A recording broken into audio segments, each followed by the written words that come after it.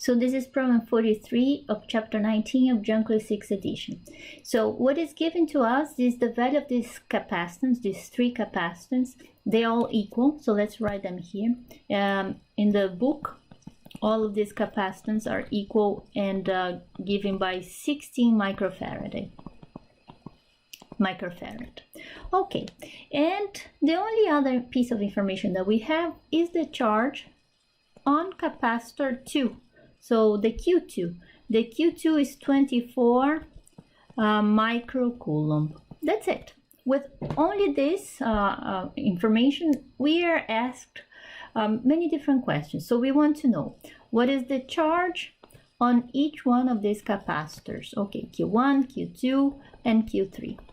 And we also want to know what is the potential difference, the voltage across each one of them. And also across the whole circuit, this V that shows up down here, which was not given to us. Okay, so that's all we want to find. Okay, how are we going to find that? So, well, Q2 we already have, so I'm going to fill it up here. It's 24 microcoulombs.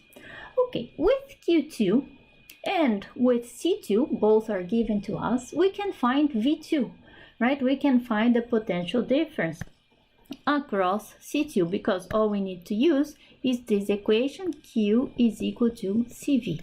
And so this is the equation that we use when we are dealing with capacitors. Okay, so I go here, I put that this V2 is equal to Q2 divided by C2, and I'll be able to find this value. This value is 1.5 volts. Okay, so we are done with this part. And what else is easy to find out? Well, we know that the charge around capacitor, the charge on capacitor C2 has to be the same charge on capacitor C3. Now, once we found this equilibrium, once we have finished charging all these capacitors, the charge for the capacitors in series has to be the same. If they were not the same, we would still have charges in motion.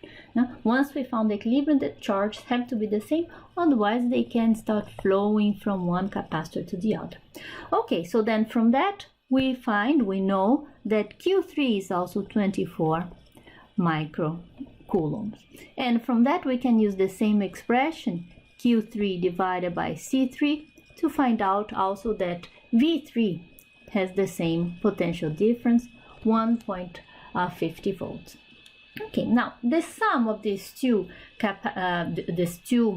voltages that we have, let me put these two capacitors here. This is the capacitor C2 and C3. So we have here the voltage V2 and here the voltage V3. The sum of these two voltages in series has to be equal to the total one. Right? So I know that this V is equal to V2 plus V3. So we found the potential difference of the battery, which is 3 volts.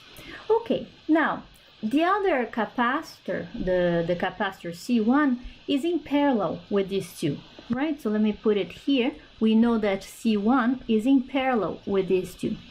So the potential difference at the bottom here, the potential difference between the two capacitance here and the potential difference for C1 have to be the same. So from that we find out that this 3 is equal, is also the potential difference for the first capacitor. Now with that we are able to find its charge, right? Its charge, we just need to use C1, V1, and we find this charge is equal to 48